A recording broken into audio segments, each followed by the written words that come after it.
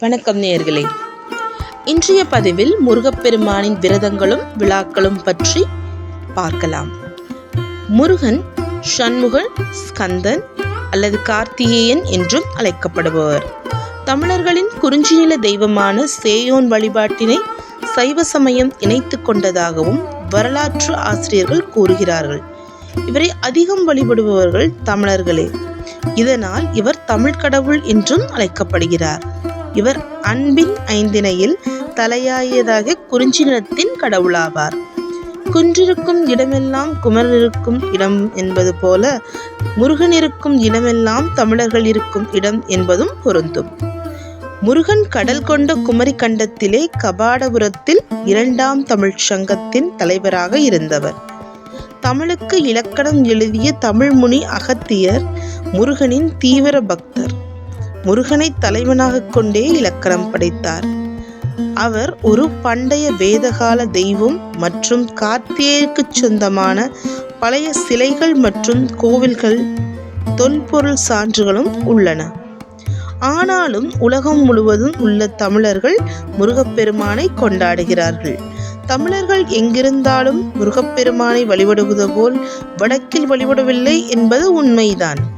மேலும் அவர் 6 முகங்கள் மற்றும் 12 கரங்களை கொண்ட ஒரு போர்க்கடவுளாக சித்தரிக்கப்படுகிறார். உலகில் கல் தோன்றி மண் தோன்றா காலத்தே முன் தோன்றி மூத்த குடி சைவ தமிழ்குடி. நாகரிகத்திலும் பண்பாட்டிலும் ஒழுக்க நெறியிலும் தலை சிறந்தவர்களாக சைவ தமிழ் மக்கள் வாழ்ந்தனர். புராதன காலம் தொட்டே கடவுள் வழிபாடும் சமய சடங்குகளும் விரதங்களும் அவரவர் வாழ்வியல் பின்னி பிணைந்து ஒன்றியுள்ளன. ஒவ்வொரு விரதமும் ஒவ்வொரு கோணத்தில் ஆயுள் விருத்தியையும் மனித உடல் நலத்தையும் ஆதாரமாக கொண்டிருக்கின்றன. விரதம் இருப்பவர்கள் பிறர் மீது கோபப்படுதல், பிறரை பற்றி தவறாக பேசுதல், பிறர் மனம் புண்படும்படி கேலி செய்தல், பிறரிடம் பேசாதிருத்தல், அதிகமாக பேசுதல் ஆகிய எதுவுமே செய்யக்கூடாது. முருகனுக்கு உகந்த விரத முறைகள். முருகப்பெருமானுக்கு 3 விரதங்கள் சிறந்த விரதங்கள் என நம் முன்னோர்கள் கூறியுள்ளனர். வார விரதம், நட்சத்திர விரதம், திதி விரதம் என்று 3 விரதங்கள் உள்ளன. அதில் ஏதாவது ஒன்றை கடைபிடிப்பவர்களுக்கு முருகப்பெருமானின் பரிபூர்ண அருள் கிடைக்கும் என்பது நீண்டகால நம்பிக்கை. வார விரதம், செவ்வாய்க்கிழமை விரதம், நட்சத்திர விரதம், கார்த்திகை விரதம், திதி விரதம், சஷ்டி விரதம். வார விரதம், செவ்வாய்க்கிழமை விரதம். வார விரதம் என்பது வார நாட்களில் செவ்வாய்க்கிழமைகளில் அனுசரிக்கப்படும் ஒரு உன்னத விரதமாகும். செவ்வாய்க்கிழமைகளில் முருகனை நினைத்து விரதம் இருந்தால் மனதிலும் குடும்பத்திலும் மன அமைதி நிலவும்.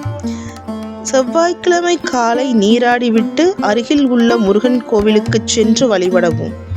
வீடு திரும்பியதும் வெறும் பால் அல்லது பழச்சாறு மட்டும் அருந்தி விரதத்தை மேற்கொள்ள வேண்டும். மாலை 6 மணிக்கு மீண்டும் முருகன் கோவிலுக்கு சென்று விரதத்தை நிறைவு செய்வர்.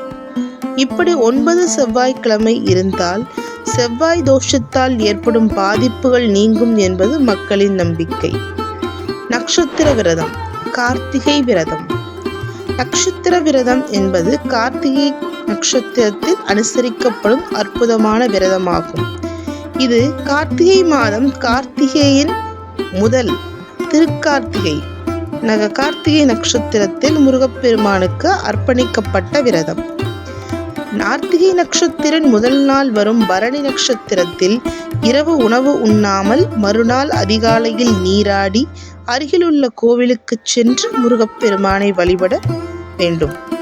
அன்று பகல் முழுவதும் விரதம் இருந்து மாலையில் அருகில் உள்ள முருகன் கோவிலுக்கு சென்று வழிபாடு செய்து விரதத்தை முடிக்கவும். கார்த்திகை நட்சத்திரத்தன்று விரதம் இருந்து முருகப்பெருமானை வழிபடுபவர்கள் முழு அறிவும் நிலையான செல்வமும் நீண்ட ஆயுளும் அன்பும் பண்பும் மிக்க வாழ்க்கை துணை, நல்ல பண்புள்ள குணமுள்ள குழந்தை பாக்கியம் ஆகியன பெற்று சிறப்பான வாழ்வு பெறலாம். திதி விரதம், சஷ்டி விரதம். திதி விரதம் என்பது சஷ்டி திதியில் கடைபிடிக்கப்படும் விரதத்தின் சிறந்த முறையாகும். மாதந்தோறும் வரக்கூடிய திதி நாட்களில் வளர்பிறை சஷ்டி திதியன்று காலையில் நீராடி முருகப்பெருமானை தியானித்து எதற்காக விரதம் இருக்கிறோம் என்பதை நினைத்து விரதத்தை துவங்க வேண்டும். அருகில் உள்ள முருகன் கோவிலுக்கு சென்று வழிபட வேண்டும்.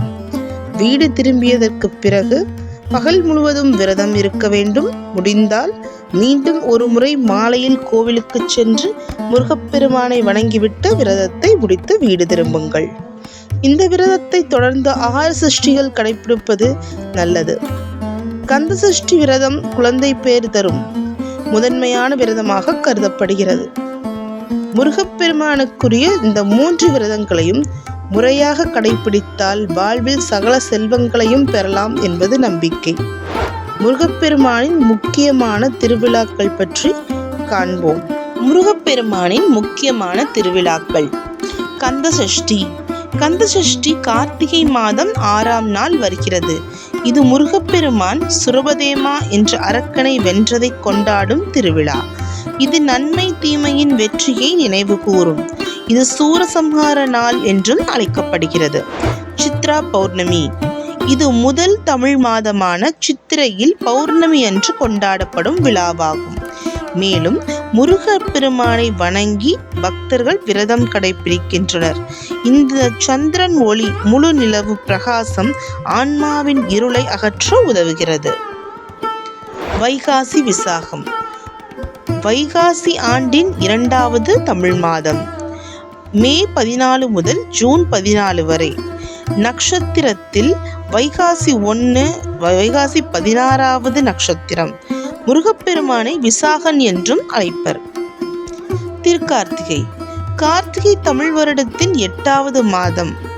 நவம்பர் 16 முதல் டிசம்பர் 15 வரை. உலகெங்கிலும் உள்ள அனைத்து முருகன் கோவில்களிலும், குறிப்பாக தமிழகத்தில் உள்ள திருவண்ணாமலை அண்ணாமலையார் கோவிலில் இந்த கார்த்திகை தீபத் திருவிழா வெகு விமர்சையாக கொண்டாடப்படுகிறது. அன்று மாலை மலை உச்சியில் சிறப்பு தீபம் ஏற்றப்படுகிறது. தைப்பூசம். பூசம் என்பது தமிழ் மாதத்தில் 8வது நட்சத்திரம்.